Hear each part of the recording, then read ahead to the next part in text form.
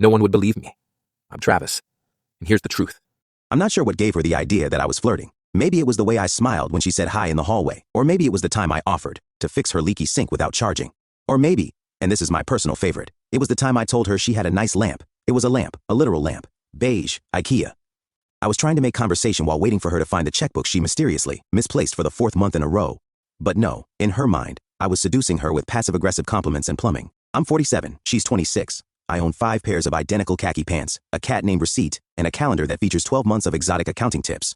I'm not exactly exuding alpha male energy, but in her rom-com fantasy, I was apparently Hugh Grant with a wrench. Look, I've been renting out this fourplex for 11 years. I've seen it all. Emotional support ferrets, loud breakups at 3 a.m., and one guy who tried to convert his bathtub into a hydroponic lettuce farm.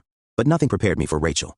Rachel, my tenant in 2 billions, with her eternally late payments, 5-part apologies, and accidental cleavage displays during rent negotiations. She thought she was being slick.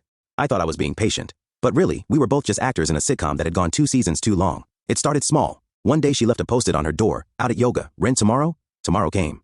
No rent, just more yoga, and possibly wine. Then she started texting. Not in a here's my Venmo way. No, it was more like OMG, I just watched Bridget Jones' Diary and thought of you. I asked her politely what part of me reminded her of a fictional British mess with dating issues and diary problems. She said it was the energy. What energy? I'm a middle-aged man whose idea of excitement is refinancing. After 2 months of these flirty smokescreens and missed checks, I decided to lay it out. I printed a late notice, highlighted the balance, and marched to her door like the ghost of adulting present. She answered in a silk robe, not a sexy silk robe. Well, okay, it was objectively sexy, but that wasn't the point. I handed her the paper. She pouted. Oh, is this because I haven't invited you in for tea? Tea? Lady, I'm holding a spreadsheet of your financial negligence, not a bouquet of roses. I wasn't there to sip chamomile and stare into her twinkle light-covered living room. I was there to collect money, or at least a promise that didn't involve a wink. But she kept leaning in, giggling, touching her neck like we were in a Jane Austen novel where Mr. Darcy moonlighted as a property manager. I started to doubt myself. Had I accidentally given off daddy landlord vibes? Did I need to start wearing less flattering pants? The final straw came when she asked if I wanted to join her and her friends for a little wine night in her apartment. That's tenant code for, I'm gonna be 2 weeks late again, but you'll forget once we play Cards Against Humanity and you see me in soft lighting. I declined. Firmly. I reminded her, again, about the rent.